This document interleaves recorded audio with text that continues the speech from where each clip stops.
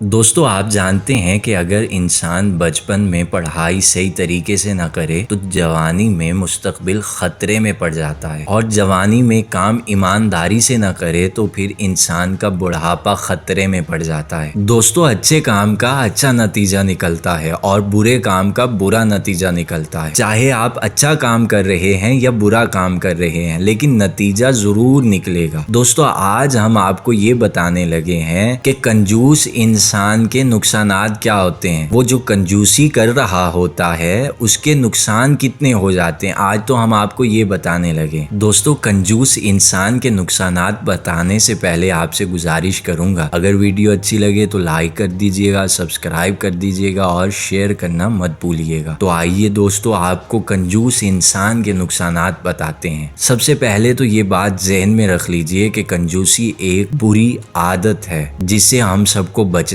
چاہیے، اور اس کے نقصانات رسول خدا صلی اللہ علیہ وآلہ وسلم اس طرح سے بیان کرتے ہیں۔ رسول خدا صلی اللہ علیہ وآلہ وسلم نے فرمایا کہ کنجوسی سے بچو، کیونکہ کنجوسی تم سے پہلے والے لوگوں نے کی اور وہ برباد ہوئے۔ رسول خدا نے فرمایا اگر کنجوسی سے نہیں بچو گے تو یہی کنجوسی انسان کو جھوٹ بولنے پر مجبور کرتی ہے۔ جب انسان کی جیب میں پیسے ہوتے ہیں مگر کنجوس انسان دینا نہیں چاہتا تو فقیر کو صرف اتنا کہتا ہے کہ میرے پاس پیسے نہیں ہیں۔ کنجوسی نے جھوٹ بلوایا۔ رسول خدا نے فرمایا کہ کنجوسی انسان کو ظلم کی طرف مائل کرتی ہے اور انسان ظلم پر آمادہ ہو جاتا ہے، اور یہی کنجوسی انسان کو قطع رحم کی طرف آمادہ کرتی ہے۔ ایک یتیم کو آپ کے سہارے کی ضرورت ہے مگر آپ تو کنجوس ہیں، آپ کس طرح سے اس کی مدد کریں گے؟ نہیں کر پائیں گے، کیونکہ کنجوسی نے آپ کو قطع رحم سے روک لیا ہے۔ دوستو رسول خدا نے آخر پر ارشاد فرمایا کہ دیکھو کنجوسی اور ایمان ایک دل میں نہیں سما سکتے۔ جہاں ایمان ہوتا ہے وہاں کنجوسی نہیں ہوتی، اور جہاں کنجوسی ہوتی ہے وہاں ایمان نہیں ہوتا۔ دوستو اگر کنجوسی آپ کے وجود میں ہے تو اسے ختم کرنے کی کوشش کیجیے۔ دوستو اگر ویڈیو اچھی لگے تو لائک کر دیجیے گا، سبسکرائب کر دیجیے گا اور شیئر کرنا مت بھولیے گا۔